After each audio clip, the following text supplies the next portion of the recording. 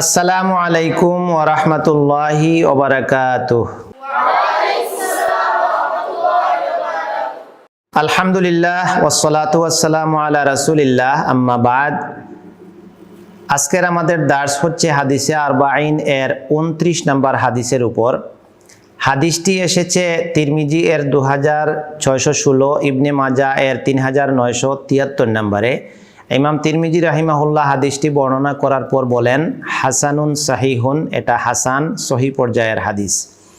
হাদিসের মূল বিষয়বস্তু হচ্ছে মুআজ রাদিয়াল্লাহু আনহুকে আল্লাহর নবী সাল্লাল্লাহু আলাইহি ওয়াসাল্লাম একটি জিজ্ঞাসার প্রেক্ষিতে কতগুলি গুরুত্বপূর্ণ নাসিহা বা উপদেশ প্রদান করেছিলেন, যা একজন মানুষকে জান্নাতের উপযুক্ত বানায়, জাহান্নাম থেকে দূরে সরিয়ে রাখে। এই উপদেশগুলোর বর্ণনা। عن معاذ بن جبل رضي الله عنه قال قلت يا رسول الله صلى الله عليه وسلم أخبرني بعمل يدخلني الجنة ويباعدني عن النار। মুআয ইবনে জাবাল রাদিয়াল্লাহু আনহু বলছেন, আমি বললাম, হে আল্লাহর রাসূল, আখবিরনি বিআমালিন, আমাকে এমন কিছু আমল বলে দেন, ইউদখিলুনিল জান্নাহ, যে আমলগুলো আমাকে জান্নাতে প্রবেশ করাবে, ওয়া ইউবাইদুনি আনিন নার, এবং আমাকে দূরে রাখবে জাহান্নাম থেকে। এই প্রশ্ন করার পর রাসূল সাল্লাল্লাহু আলাইহি ওয়াসাল্লাম বললেন, লাকাদ সাআলতা আন আযীম ওয়া ইন্নাহু লায়াসিরুন আলা মান ইয়াসসারাহুল্লাহু তাআলা আলাইহি। মুআয, তুমি অনেক বড় বিষয় নিয়ে প্রশ্ন করে ফেলেছ। এমন এক বিষয় তুমি জানতে চেয়েছ যে বিষয়টা তোমাকে জান্নাতে প্রবেশ করাবে, জাহান্নাম থেকে দূরে রাখবে। বিষয়টা তো অনেক বড়, কিন্তু আল্লাহ সুবহানাহু ওয়া তাআলা এই কাজগুলো যার জন্য সহজ করে দিবেন, তার জন্য এটা সহজ হয়ে যাবে, কঠিন হবে না। সুবহানাল্লাহ।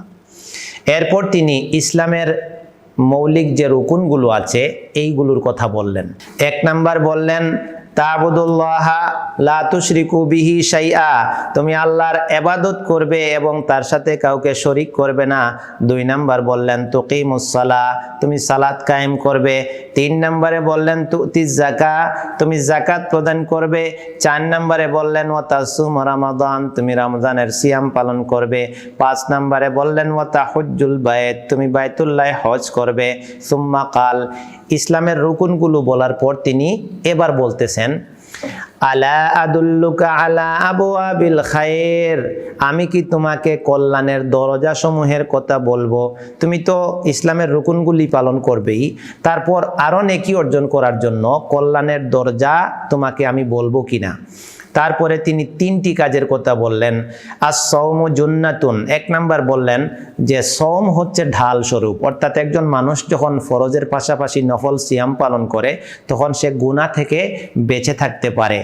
2 নম্বর বললেন ওয়াস সাদাকাতু তুতফিউল খাতিআতা কামা ইউতফিউল মাউন নার, দান সাদাকা গুনাহকে ওইভাবে মিটিয়ে দেয় যেভাবে পানি আগুনকে মিটিয়ে দেয়। দানের গুরুত্বের কথা বললেন। 3 নম্বরে বললেন ওয়া সালাতুর রাজুলি ফি জাওফিল লাইল, রাতের গভীরে কোনো ব্যক্তির সালাত, অর্থাৎ ফরজ ইবাদতগুলি বলার পর আল্লাহর নবী সাল্লাল্লাহু আলাইহি ওয়াসাল্লাম নেকি অর্জনের জন্য নেকির দরজাগুলি বলে দিতে গিয়ে তিনি বললেন যে সিয়াম পালন করা, দান সাদাকা করা এবং তাহাজ্জুদের সালাত আদায় করা।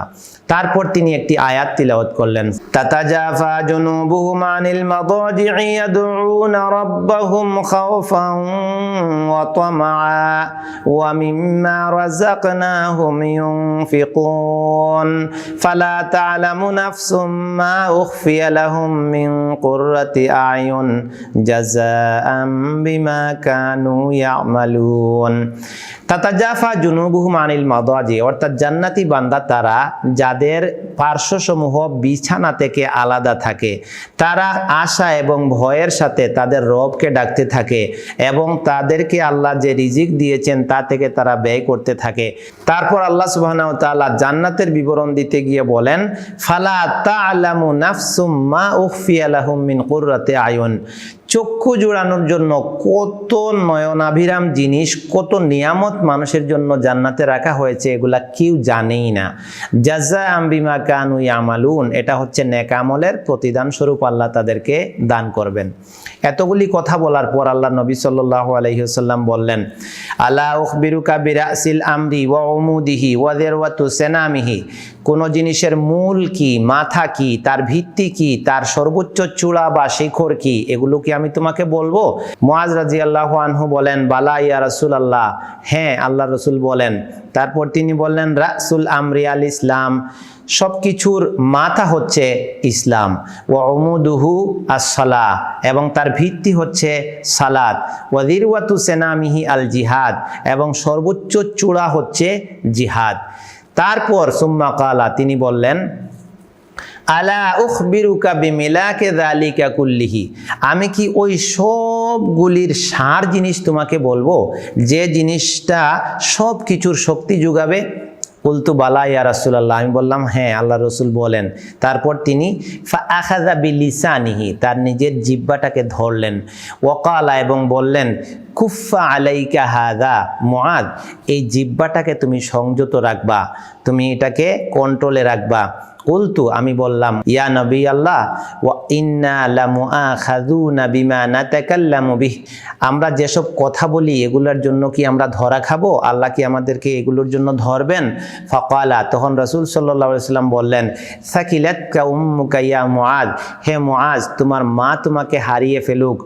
ওয়া হাল ইয়াকুব্বুন নাসা ফিন নারি আলা ওয়ুজুহিহিম আও ক্বালা আলা মানাখিরিহিম ইল্লা হাসাইদু আলসিনাত, মানুষকে উপুড় করে জাহান্নামে তো নিক্ষেপ করবেই তার জিহ্বার দ্বারা অর্জিত পাপ সমূহ, নাউজুবিল্লাহি মিন যালিক। তাহলে এই হাদিস থেকে আমরা বেশ গুরুত্বপূর্ণ কয়েকটা শিক্ষণীয় বিষয় জানলাম। প্রথম জানলাম যে মুআদ রাদিয়াল্লাহু আনহু এর অত্যন্ত আগ্রহ ছিল ইসলামের বিষয়গুলো জানার জন্য। তিনি জান্নাতি হওয়ার জন্য, জাহান্নাম থেকে বাঁচার জন্য কি আমল করতে পারেন এ নিয়ে তিনি নবীর কাছে হাজির হয়েছিলেন। আল্লাহর নবী সাল্লাল্লাহু আলাইহি সাল্লাম তাকে প্রথমত ইসলামের রুকুনগুলোর কথা বললেন।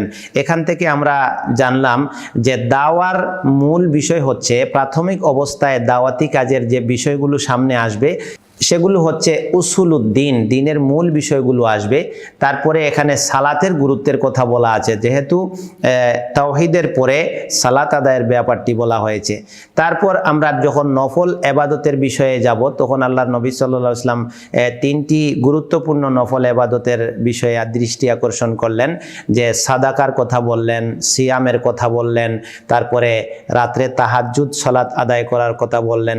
তারপরে তিনি বললেন যে সব কিছুর মাথা হচ্ছে ইসলাম, আর ভিত্তি হচ্ছে সালাত, আর জিহাদ হচ্ছে তার চূড়ান্ত শিখর। এখান থেকে আমরা বুঝলাম যে জিহাদ ইসলামের একটা গুরুত্বপূর্ণ বিষয় এবং ইসলামের চূড়া বলা হয়েছে এটাকে।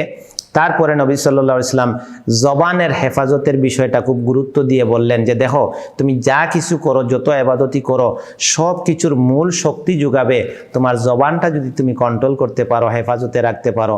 তারপর তিনি বললেন যে এই জবান এর পদস্খলন, জবানের দ্বারা সংগঠিত পাপ অধিকাংশ মানুষকে জাহান্নামের মধ্যে নিয়ে যাবে।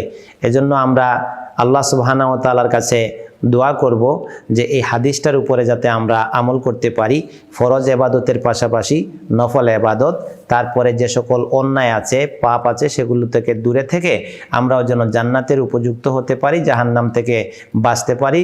আল্লাহ তুমি আমাদের সেই তৌফিক দান করো। আল্লাহুম্মা আমিন। ওয়া সাল্লাল্লাহু আলা নবিয়িনা মুহাম্মদ।